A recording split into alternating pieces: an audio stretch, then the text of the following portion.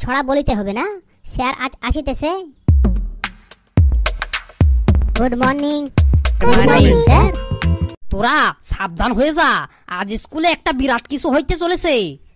তাহলে তো স্যার খুবই মজা হবে। বলেন, মজা হবে না তোদের কপালে কষ্ট হইবে সেটা সময় বলবে। তোদের স্কুলে আজকে ইন্সপেক্টর মানে স্কুল কমিশনার স্কুলটাকে পরিদর্শন করার জন্য আসবে। ঠিকঠাক যদি পারফরমেন্স করতে পারিস তোরা, তাহলে তোদের এই স্কুলকে 5 স্টার স্কুল বানিয়ে দিবে রে গাধারা। আমাদের স্কুল এখন কয় স্টার আছে ওটা আমার জানা নেই, কিন্তু তোরা যদি ভালো করে স্যারকে খুশি করতে পারিস তাহলে তোদের স্কুলটাকে 5 স্টার বানিয়ে দিবে। স্যার 5 স্টার হলে কি কি সুবিধা আমরা পাবো? অনেক অনেক অনেক অনেক সুবিধা পাবি রে তোরা। যেসব সুবিধার কথা তোরা মাথায় ভাবতে পারিস না সেই সব সুবিধা পাবি। তখন বুঝতে পারবি, এখন বললে একটাও মাথায় ঢুকবে না। স্যার আমরা একবার নয় 7বার চেষ্টা করব, আমরা আমাদের স্কুলকে 5 স্টার বানিয়ে ছাড়বো। তোদের মধ্যে এইরকমই কনফিডেন্স থাকা উচিত, তাহলে নিশ্চয় তোরা পারবি। স্যার আমি একটা মোটিভেশনাল গল্প বলবো। ওদেরকে এখন বেশি বেশি করে মোটিভেশনাল গল্প শোনাতে হবে। তোরা নিজেকে এত মোটিভেট করে ফেল জানে তোরা জয় লাভ করি ছাড়িস। স্যার আমি তাহলে মোটিভেশনাল গল্প বলবো। বল, কিন্তু কোনো গন্ডগোল জানে না হয়। স্কটল্যান্ডের একটি রাজা ছিল, তার নাম ছিল টিম ব্রুস। তার ওপর একটি অন্য রাজ্যের রাজা হামলা করে দেয়। তখন তার সৈন্য সামন্ত কম থাকায় সেই যুদ্ধে সে পরাজিত হয় এবং টিম ব্রুস তার যান বাঁচানোর জন্য বনের মধ্যে একটি গুহা ছিল, সেই গুহার মধ্যে পালিয়ে গিয়ে সেই গুহার মধ্যে ঢুকে পড়ে। এই গুহায় বসে বসে তিনি খুবই আফসোস করছিলেন। সেই সময় হঠাৎ তার চোখে একটি মাকড়সা জাল বোনানো দেখতে পায়। গুহার মধ্যে দেওয়ালে বারবার মাকড়সাটি জাল বোনানোর চেষ্টা করছিল, কিন্তু বারবারই পারছিল না। যববারে জাল বোনাতে যায় তববারই মাকড়সাটা পড়ে যাচ্ছিল, কিন্তু শেষ পর্যন্ত মাকড়সাটি হাল ছাড়ে না। মাকড়সাটি বারবার চেষ্টা করতে থাকে। তার এই চেষ্টা করার ফলে শেষ পর্যন্ত জাল বনেই ছাড়ে। মাকড়সার এই পুরো জাল বানানোর ঘটনাটি টিম ব্রুস বসে বসে দেখছিল। দেখার পর তার মনের মধ্যেও একটা মোটিভেশন তৈরি হলো। সে মনে মনে ভাবলো, আমি একবার পরাজিত হয়েছি তো কি হয়েছে, আমি আবার চেষ্টা করব। তারপর সে গুহা থেকে বেরিয়ে এসে তার সৈন্য সামন্ত আবার খাড়া করে আবার যুদ্ধ ঘোষণা করে। তারপর সে যুদ্ধে জয় হয় এবং তার রাজ্য আবার সে ফিরে পায়। স্যার আমরা এখান থেকে তাহলে শিক্ষা পেলাম, আমরা কোনো কাজ যদি বারবার চেষ্টা করি তাহলে সেই কাজটি নিশ্চয় সফল হবে। স্কুল কমিশনার আসবে, যদি আমাদের স্কুলটা 5 স্টার না হয় তাহলে কি হবে, আর সামনেবার তো আবার হবে। তোর কথাটা সবই মন দিয়ে শুনলাম, কিন্তু বারবার চেষ্টা করলে কোনো জিনিস অসফল হয় না এটা ঠিক, কিন্তু এই সুযোগ তো বারবার পাবি না তোরা। বারবার তো স্কুল কমিশনার আসবে না, তোদের একটাই সুযোগ, আজকেই তোদেরকে কিছু করতে হবে।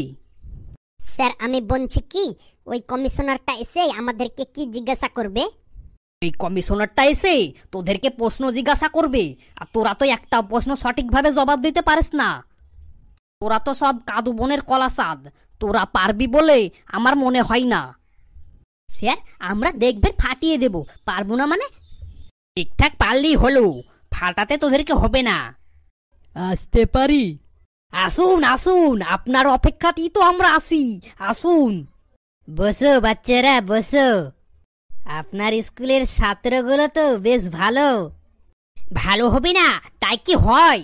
আমাদের দিনরাত কঠোর পরিশ্রমে ওদের ট্যালেন্টকে এত বাড়িয়ে দিয়েছি, ওরা একটা জাপানের ইঞ্জিন তৈরি হয়ে গিয়েছে।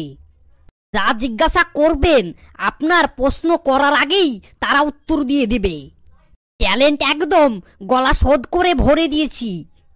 কোনো স্কুল আমাদেরকে টেক্কা দিতে ভয় পায়। আমাদের স্কুলের ছাত্রগুলো নাম শুনলে সব স্কুল চমকে যায়, কেউই জিততে পারে না আমাদের থেকে। বেশ, এটা তো ভালো কথা, খুশির খবর। এই মাঝের জন তুমি উঠে দাঁড়াও। চীনের প্রাচীর কে ভেঙেছে? প্রাচীর কে ভেঙেছে আমি বলতে পারবো না, আমি তখন নানির বাড়ি গিয়েছিলাম, কিন্তু চীনের প্রাচীর আমাদের এখানকার কেউ ভাঙেনি, এটা ঠিক। এ তো জ্ঞানী না, এ তো মহাজ্ঞানী। তো জাপানের ইঞ্জিন নয়, এ তো চীনের ইঞ্জিন আপনারা তৈরি করেছেন। স্যার, যেই দিন এই পড়াটা করানো হয় সেই দিনও নানি বাড়ি গেড়াতে গিয়েছিল, মনে হয় ক্লাসটা কামাই করেছে, তার জন্য এটা বলছেও। পরের জন, তুমি উঠে দাঁড়াও। বলুন স্যার, আপনাকে আমি কি উত্তর দেব? ঠান্ডা যুদ্ধের ব্যাপারে তুমি কি জানো সেটা বলো। একদা এক সময় আমাদের গ্রামে অনেক ঠান্ডা পড়েছিল, এত এত বেশি ঠান্ডা পড়েছিল মানুষজন বাড়ি থেকে বেরোতেই পারছিল না। ঠান্ডার প্রভাব এতটাই ছিল যে কুকুর, শিয়াল, বেড়াল, কাঠবিড়ালি এইসব পশু সব মারা গিয়েছিল। এই সময় আপন আপন প্রাণ বাঁচানোর জন্য ঘরে ঘরে, বাড়িতে বাড়িতে বাপ বেটাই লাঠালাঠি, মারামারি, গোটা গ্রাম মারামারি শুরু হয়ে যায়। এই অবস্থা কি বলা হয় ঠান্ডা যুদ্ধ। স্যার, এটা যখন ঘটে তখন আমরা খুবই খুবই ছোট ছিলাম। আমাদের বাবাদের মুখে শুনেছি তো, তাই সঠিক হয়তো ঠিকঠাক বলতে পারলাম না, যেটুকু শুনেছি গুছিয়ে বললাম। বাবারে, এ তো দেখছি মহাজ্ঞানী না, এ তো দেখছি এক একটা মূল্যবান রত্ন। এই রকম রত্ন এখানে পড়ে পড়ে পড়ছে, আমেরিকার সরকার যদি জানতে পারে তাহলে তো তুলে নিয়ে যাবে। স্যার, আমি বলছি কি, আমার খুবই তেষ্টা পেয়েছে পানি। তোমাদের এখন কত কি পাবে, চেষ্টা কেন? বাথরুমে যাবে, তারপরে পেশাব করতে যাবে।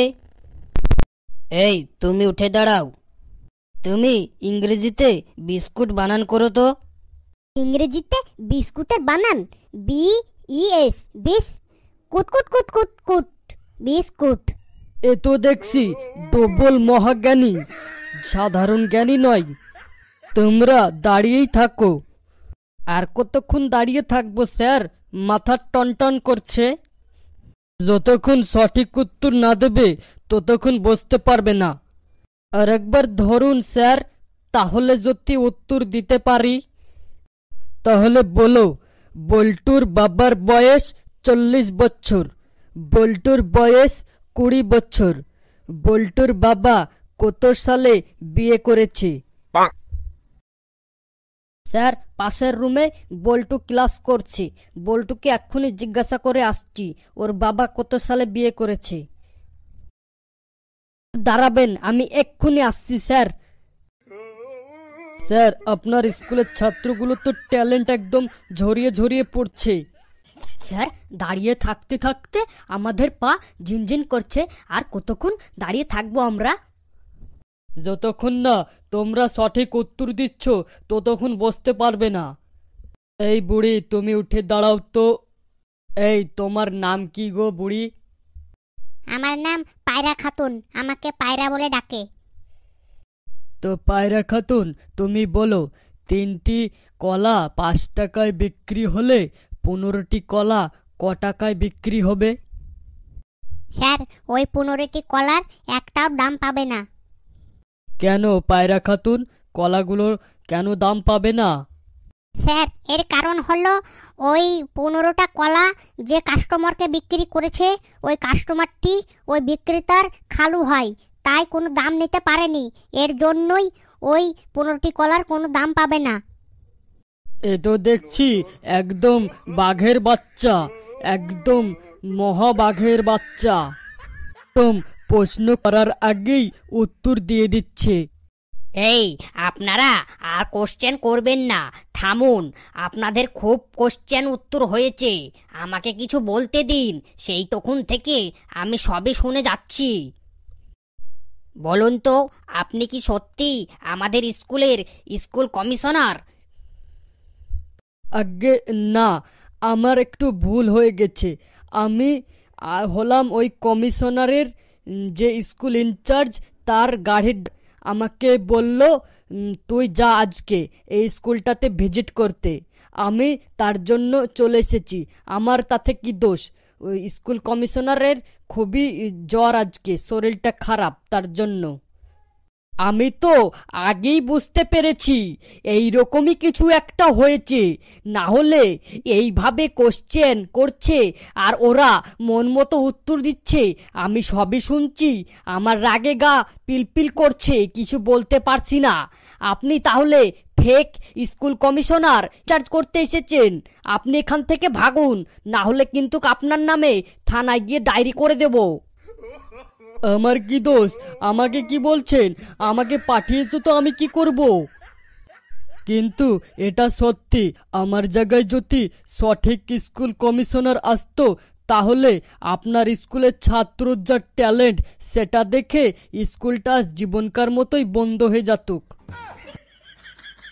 একজন তো স্কুল ছেড়েই পালিয়ে গেছে, আর তোরা এমন এমন উত্তর দিচ্ছিস, তোরা তো আমাদের ফাঁসিয়ে ফেলতিক। প্রথম দিকে এমনভাবে মোটিভেশনাল গল্প শোনালি যেটা দেখে মনে হলো আজকে ফাটিয়ে ফেলবি। আজকে 1 ঘন্টা নয়, 2 ঘন্টা নয়, 3 ঘন্টা নয়, পাক্কা 10 ঘন্টা মুরগি হয়ে দাঁড়িয়ে থাকবি। আমি আসছি, তোরা অপেক্ষা কর মুরগি হওয়ার জন্য। এবারকার মতন আমরা বেঁচে গেলাম। বন্ধুরা, ভিডিওটা কেমন লাগলো কমেন্টে জানাবেন, আর আপনারা কোথায় কোথায় থেকে ভিডিওটা দেখছেন সেটা কমেন্টে লিখে দিবেন। আর ভিডিওটা বেশি বেশি করে লাইক করবেন আর শেয়ার করবেন, আর আপনারা বেশি বেশি করে হাসবেন। হাসি শরীরের পক্ষে খুবই উপকারী।